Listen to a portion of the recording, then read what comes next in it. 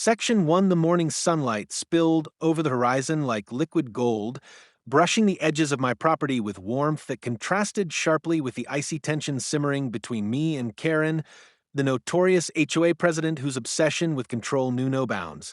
For weeks, she had made it her personal mission to torment me over what she deemed eyesores, specifically my collection of rugged mudstreak trucks that I had painstakingly restored and maintained over years of sweat grease and personal pride.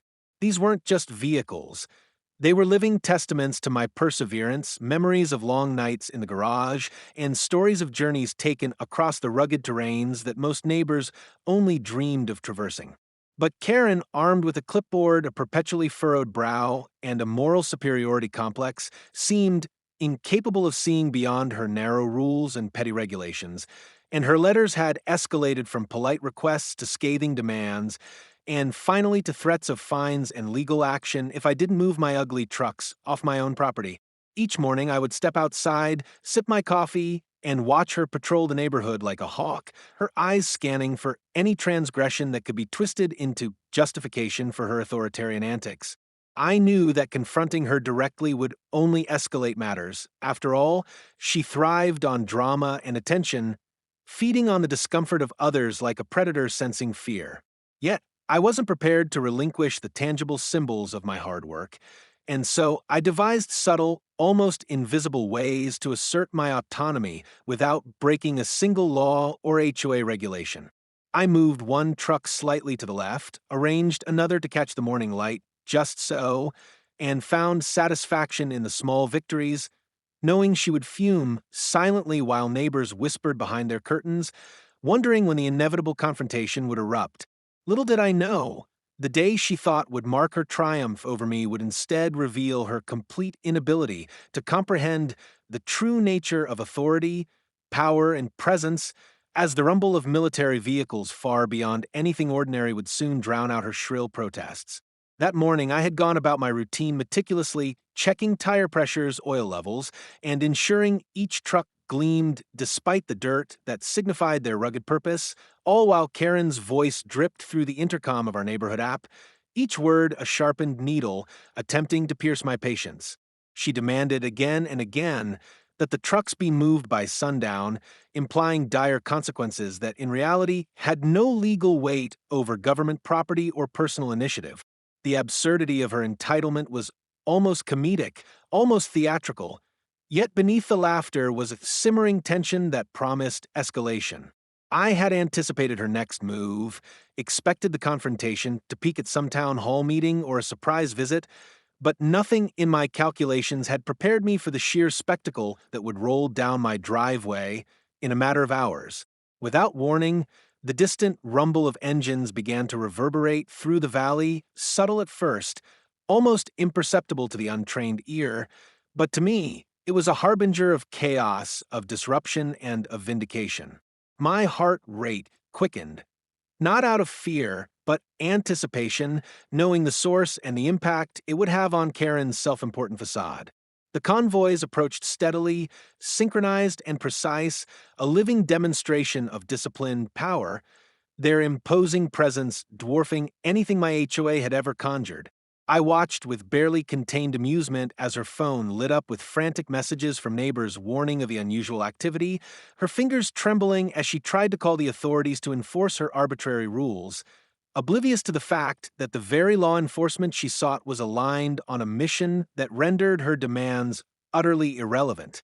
The first vehicle, a towering military transport, crested the hill with a roar that shook the earth beneath my feet, followed closely by armored personnel carriers whose sleek, formidable silhouettes cut across the driveway like predators moving in perfect unison.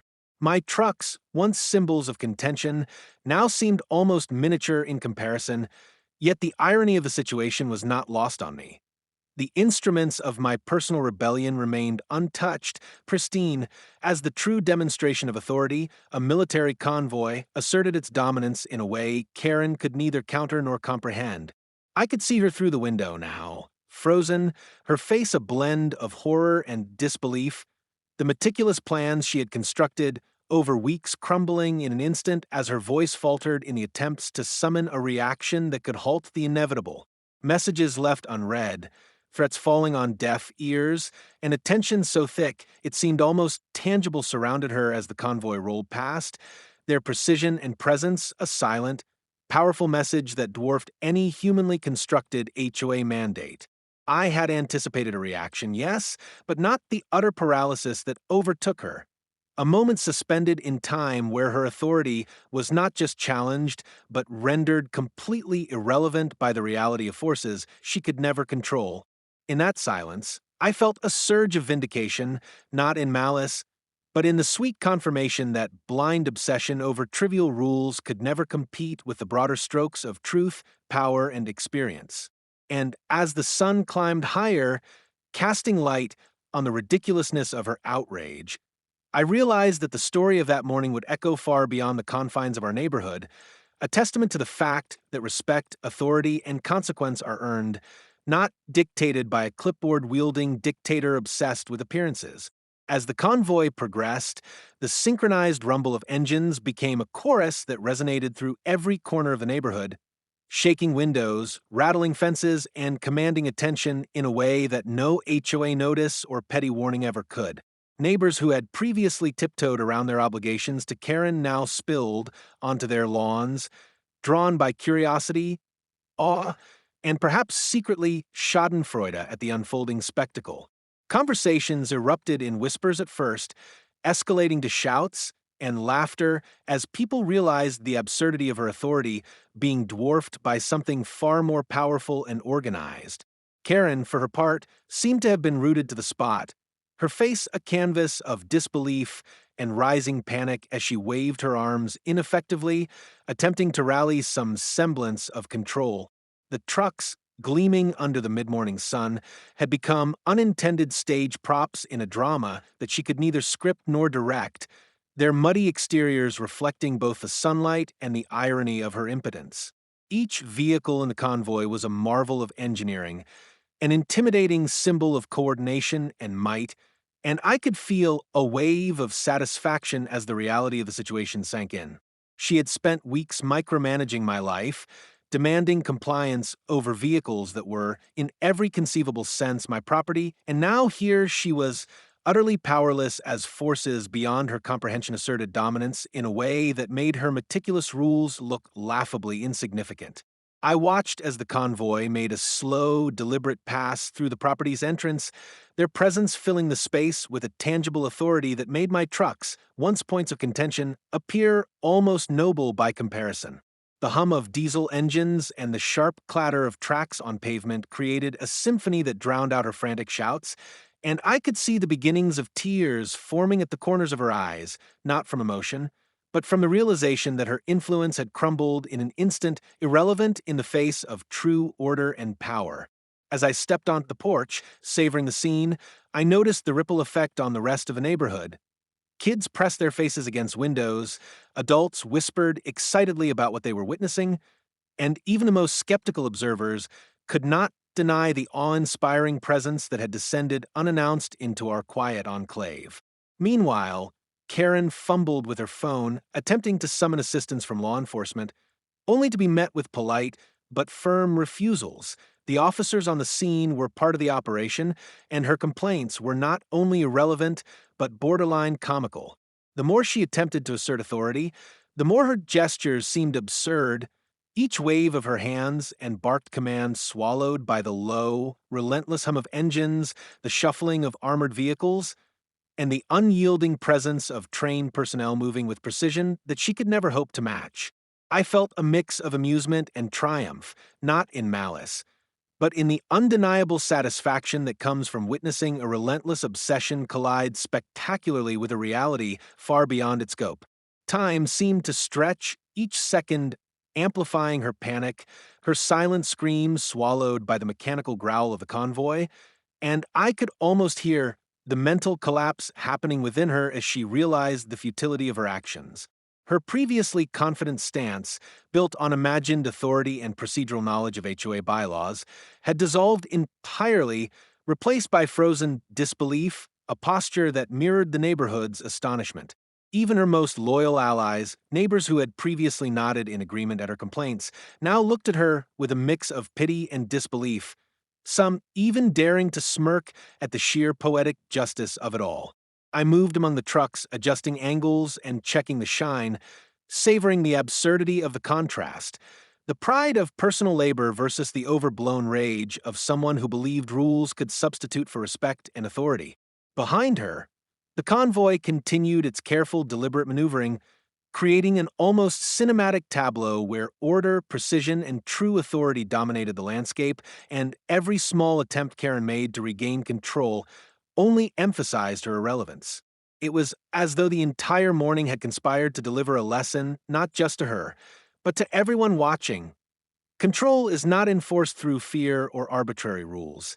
It is earned, demonstrated, and undeniable. My heart swelled with the quiet joy of vindication as I witnessed the culmination of weeks of petty conflict reach its apex in this surreal, almost theatrical display. In that moment, the neighborhood collectively understood a truth that no HOA notice, letter, or threat could ever convey. The world operates on scales far larger and more consequential than personal grievances, and attempts to assert dominance without understanding that reality are destined to fail spectacularly. Karen's silence, once impossible to imagine, now reigned over the scene, her mouth opening occasionally to produce a word, then closing in futility as the reality of her impotence settled fully into her mind. I leaned back against the railing, taking in the sight of the convoy's final vehicles passing, their dust cloud shimmering in the morning light, a symbol of both disruption and order, and I couldn't help but smile at the poetic justice of it all. My ugly trucks, once the target of petty attacks, had unwittingly become the focal point in a tableau that demonstrated authority, power, and presence far beyond her comprehension. And as the last echoes of engines faded into the distance, the tension that had gripped the neighborhood seemed to lift like a tide receding, leaving behind stunned silence, wide-eyed observers, and Karen's frozen figure, an embodiment of misplaced confidence undone by forces she could never influence. Karen remained rooted to the spot, her hands shaking as if physically unable to interact with the world she had once so confidently attempted to control, and every passing second only deepened the chasm between her imagined authority and the undeniable reality unfolding before her eyes. I could see the tension in her jaw, the way her shoulders hunched as though attempting to make herself smaller in the face of an overwhelming power she could neither influence nor escape. The neighbors, initially hesitant, began to whisper amongst themselves, their voices blending into a low murmur of incredulity and amusement, as if the spectacle before them had shattered their expectations of suburban order. Some shook their heads, others laughed quietly, and a few even recorded the scene on their phones, knowing instinctively that what they were witnessing transcended mere neighborhood drama. It was a lesson in perspective, authority, and humility delivered in the most spectacular, cinematic fashion possible.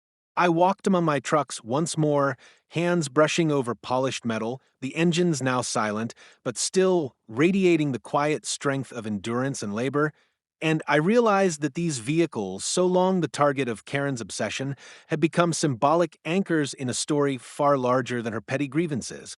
The military convoy, now slowly receding into the distance, left behind a trail of dust, noise, and awe, and I could almost hear the invisible weight of command they had exerted, a power that did not need to be threatened or negotiated, only demonstrated, felt, and respected. Karen's eyes followed the last armored vehicle as it disappeared beyond the horizon, and I could sense a mixture of panic, disbelief, and grudging acknowledgement forming in her mind. The very realization that her microcosm of control was irrelevant in the grander scope of order and authority. I could feel the energy of a neighborhood shift, a subtle, collective understanding settling over the lawns, porches, and driveways. Rules are secondary to reality, and arrogance is ephemeral when confronted with forces that operate on an entirely different scale. In her silence, I glimpsed a profound lesson that she would perhaps never fully articulate, a lesson that went beyond HOA bylaws, fines, and petty complaints. That the world does not bend to the whims of individuals who confuse ego for power, and that true authority commands attention, respect, and compliance without the need for intimidation, threats, or vindictiveness.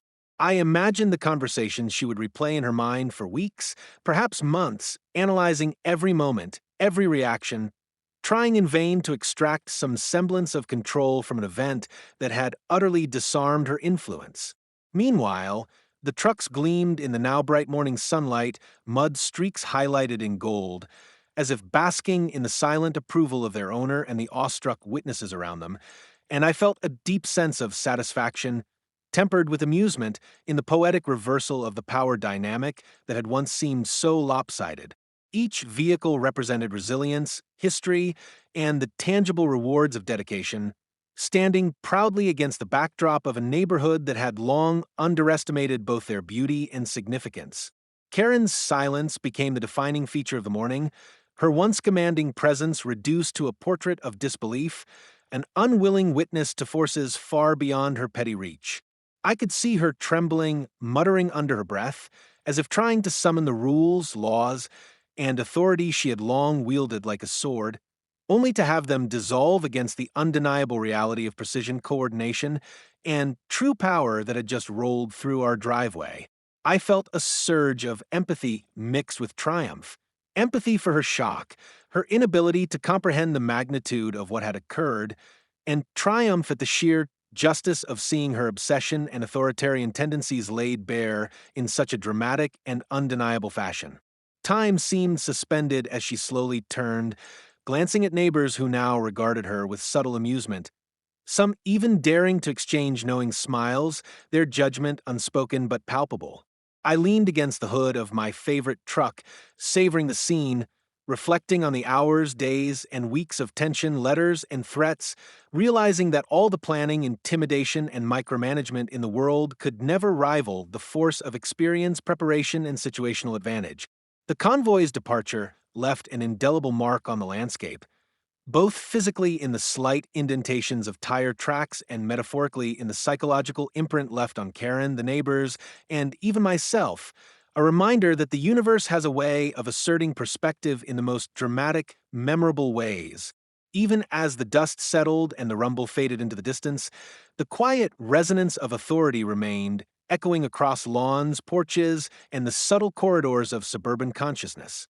Karen's retreat to her home, head bowed, eyes downcast, and hands trembling, marked not just the end of a confrontation, but the conclusion of an era defined by her micromanagement, her obsession with trivialities, and her inability to grasp the scale of influence and power outside her immediate perception.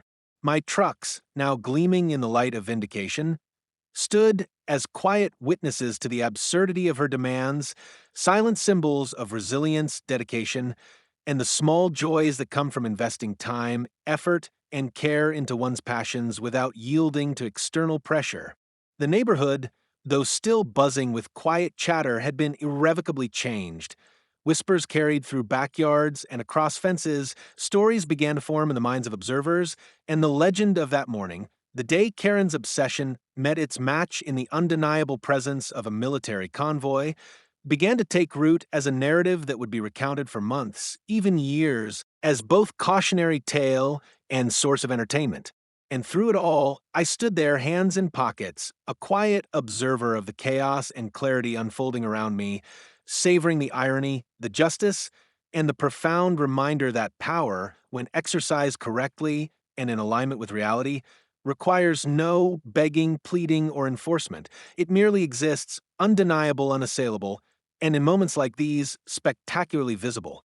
Section 2, the morning haze, had barely lifted when the full weight of what had transpired began to settle over the neighborhood, like a tangible fog of disbelief and whispered astonishment, and Karen, once a self-appointed arbiter of taste and propriety, had retreated to her home with an expression that seemed permanently etched with shock and humiliation, unable to process the magnitude of her irrelevance in the face of forces far beyond her control. While she paced her living room, muttering to herself and rifling through stacks of HOA documents for some sense of recourse that simply did not exist, the neighbors emerged cautiously from their homes, exchanging glances that combined disbelief, amusement, and a hesitant sense of liberation from the oppressive oversight that had so long dictated their routines and appearances. Conversations erupted in hushed tones, then louder as confidence grew, as people recounted the events they had witnessed, the rumble of engines, the synchronized precision of the convoy, the unflinching presence of vehicles built for efficiency and command, and the way Karen's carefully constructed world had crumbled in real time, leaving only a portrait of impotence and astonishment. I moved among my trucks, checking mirrors, polishing metal, and straightening dust-covered wheels, feeling an almost cinematic sense of triumph as I watched her pacing and gesticulating behind drawn curtains, a figure trapped by her own obsession. Her authority evaporated into the mid-morning sunlight that now poured generously across the neighborhood. Rumors began to spread like wildfire. Some neighbors speculated on the origin of the convoy, others on the purpose, and all marveled at the sheer audacity and precision with which the vehicles had traversed my property, leaving Karen frozen, helpless, and in their collective opinion, richly humbled. Even those who had previously nodded along with her complaints, who had followed her rules unquestioningly, now looked at her with a mixture of pity and incredulity, as though the event had unveiled a truth about her character that had previously been obscured by her performative confidence. She made sporadic attempts to rally sympathy, sending messages through the HOA app and knocking on doors, attempting to frame the incident as a breach of protocol or a dangerous display of recklessness, but the narrative had already shifted beyond her control. Neighbors had begun to see the absurdity for themselves, the juxtaposition of petty rules against undeniable authority, and her words fell flat, echoing hollowly against the collective understanding forming across the community. Children played outside with a newfound freedom, adults chatted more openly across fences, and a sense of levity replaced the tense, almost suffocating atmosphere that had long accompanied her oversight. Meanwhile, I had strategically arranged my trucks in their usual display, a subtle assertion of normalcy and continued defiance, each vehicle gleaming in the sunlight, now symbolizing not just personal labor and pride, but also resilience against unwarranted scrutiny and the audacity to exist beyond the arbitrary rules imposed by someone whose authority had proven negligible in the face of real power. Karen's attempts to document and report the morning's events to higher authorities were met with polite but dismissive responses, reinforcing the reality that her power had limits she had never truly understood, and that the world outside her perception operated according to rules far more consequential than HOA regulations or personal vendettas. Slowly, the narrative among neighbors shifted from concern about compliance to admiration for the spectacle and the quiet authority I had demonstrated, not through confrontation, but by simply existing, maintaining my property, and allowing reality to assert itself against overblown attempts at control. I could see her frustration mounting, her shoulders tightening, her voice trembling in increasingly desperate attempts to regain some semblance of dominance, and yet each effort only emphasized her inadequacy, highlighting the contrast between her performative authority and the tangible, undeniable influence of preparation, experience, and composure. I began receiving discreet nods and smiles from neighbors as I walked past, gestures of subtle solidarity and recognition of the absurd triumph, while Karen seethed inside, her words increasingly sharp yet ignored, like echoes in a canyon where the walls themselves refused to respond. The atmosphere was electric, charged with the energy of revelation. The lesson of the morning, the futility of petty domination against true power, had not gone unnoticed, and the neighborhood was forever changed, its hierarchy subtly but irrevocably altered by a convoy of military precision that had arrived without warning, dismantled authority without confrontation, and left only clarity and astonishment in its wake. As I retreated to my porch, sipping coffee and observing the aftermath, I reflected on the delicate balance between patience and action, authority and presence, and the quiet, almost invisible ways in which true power asserts itself, often without spectacle, yet profoundly felt by those who had relied on perception and rules as their weapons. Karen's figure, still visible behind her curtains, became almost emblematic of misplaced ambition, the human desire to control that which cannot be constrained, and the consequences of underestimating forces beyond comprehension. and as the sun climbed higher, warming the neighborhood and illuminating the subtle details of gardens, fences, and vehicles alike, I realized that this was not merely a victory over petty oversight. It was a demonstration of perspective, patience, and presence, a narrative that would ripple through conversations, memories, and perhaps even lessons in humility for anyone watching closely, proving that authority is not declared, it is demonstrated, respected, and undeniable, and that the truest measure of power is often the quiet, composed mastery of circumstance rather than the frantic assertion of imagined dominance. Karen's attempts to assert control over the neighborhood crumble after a convoy passes, and the trucks she opposed remain untouched. Her frantic pacing, obsessive phone calls, and desperate efforts to rally neighbors or manipulate narratives reveal her authority as performative and dependent on fear. Meanwhile, the narrator quietly maintains routines, tending to trucks and property with calm precision, demonstrating true resilience, presence, and authority. Neighbors, emboldened by the spectacle, begin to openly challenge her previous restrictions and celebrate their newfound freedom. As the day turns to evening, Karen retreats into isolation, her obsession and attempts at control increasingly futile, while the neighborhood adapts to a new social balance grounded in respect, consistency, and the quiet assertion of real authority. The trucks become symbols of stability and endurance, underscoring the contrast between fleeting ego and lasting presence. The events permanently reshape perceptions of power, control, and influence, leaving Karen's influence diminished and the narrator's quiet dominance established. Section 3. The morning after the military convoy passed through the neighborhood, a strange calm settled in, interrupted only by everyday life, while Karen's frustration simmered beneath the surface. She moved obsessively, making notes, trying to rally neighbors, and attempting to reclaim control, but the community's perception had already shifted. Curiosity had turned to skepticism and quiet defiance, and her once loyal followers no longer treated her demands as serious.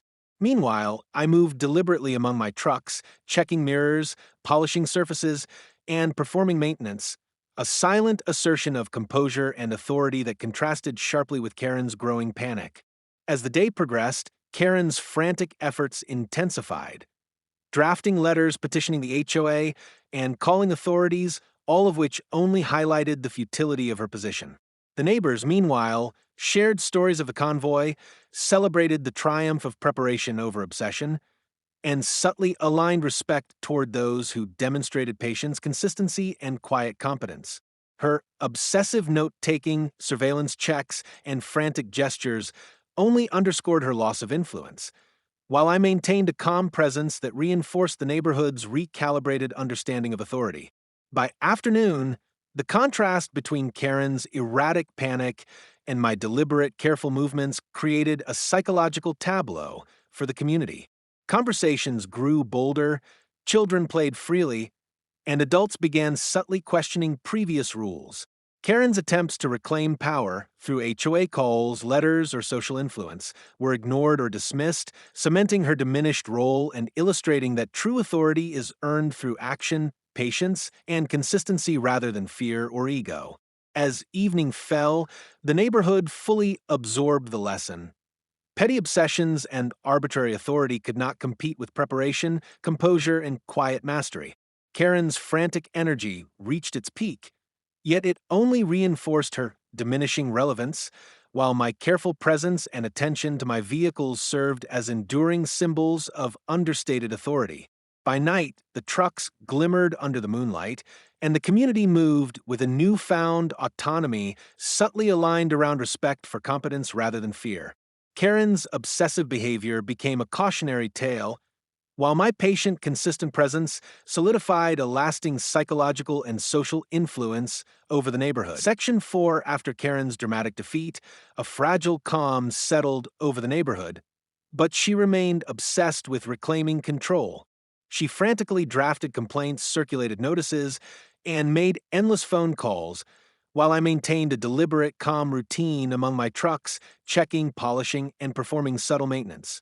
My consistent presence quietly demonstrated competence and authority, contrasting sharply with Karen's panic-driven obsession. Neighbors began to notice the difference. They no longer whispered behind closed doors, but openly conversed, exchanged knowing glances, and subtly supported calm, consistent authority over ego-driven control. Karen's efforts, drafting letters, revisiting HOA rules, or attempting to rally support, were ignored, politely dismissed, or quietly ridiculed. Her frantic actions highlighted the fragility of influence based on fear, while my steady presence reinforced the enduring power of patience, preparation, and quiet mastery. Over the days, Karen's behavior became almost theatrical, constant muttering, obsessive note-taking, and erratic interventions, yet the neighborhood increasingly aligned with consistent understated competence. Children played freely, neighbors moved confidently, and gestures of acknowledgement and solidarity reinforced the shift. Each truck inspection or polish I performed served as a subtle psychological assertion of authority, silently teaching that real influence is demonstrated through action, not demanded through rules or panic. By evening, the neighborhood had fully internalized this new dynamic. Karen's obsessive escalation, letters, imagined interventions, and constant planning only amplified her irrelevance. The trucks, gleaming in the twilight, symbolized endurance, preparation, and calm mastery, while Karen became a living example of what happens when ego-driven authority meets consistency and composure. Influence I had shown is not declared. It is lived, observed, and quietly recognized. The neighborhood's social and psychological order had shifted, Karen's authority permanently diminished, and the stage was set for the next chapter of events. Section 5 depicts a day in which Karen's obsession and desperation to reclaim control escalate, while the neighborhood increasingly recognizes and aligns with consistent, composed authority. Karen frantically attempts interventions, studies HOA rules, and rallies neighbors, but her efforts are ignored, dismissed, or subtly mocked. In contrast, the narrator maintains a deliberate, methodical routine among his trucks, polishing, inspecting, and adjusting, demonstrating quiet mastery, patience, and competence. These consistent actions subtly reinforces authority and psychologically shift the neighborhood's perception, showing that true influence is earned through presence and reliability, not threats or ego. As the day progresses, neighbors act with autonomy and confidence, children play freely, and subtle gestures of acknowledgement reinforce the recalibrated social hierarchy. Karen's panic-driven obsession highlights the futility of authority based on fear, while the narrator's steady, understated mastery solidifies dominance in the community. By night, the neighborhood fully internalizes this hierarchy, and Karen remains isolated, her attempts at control increasingly irrelevant. The trucks stand as symbols of preparation, patience, and enduring influence, setting the stage for the final resolution in Section 6. Section 6 depicts the final resolution of the conflict with Karen and the full establishment of a new social and psychological order in the neighborhood. Over the course of days, calm, deliberate authority, demonstrated through consistent presence, careful preparation, and mastery, replaced panic-driven obsession as the guiding force. Karen's frantic attempts to regain control through complaints, imagined strategies, and obsessive note-taking failed entirely, highlighting the futility of ego-based authority. Meanwhile, neighbors observed and internalized the lessons of influence rooted in competence, patience, and steady action, engaging with confidence, autonomy, and subtle acknowledgement. The trucks served as symbols of resilience and quiet dominance, reinforcing the permanence of this authority. By the end, Karen's relevance was permanently diminished, the neighborhood fully aligned with the principles of deliberate mastery, and the story concluded with a clear affirmation that true influence is earned through consistent action and presence, not demanded through fear, obsession, or performance.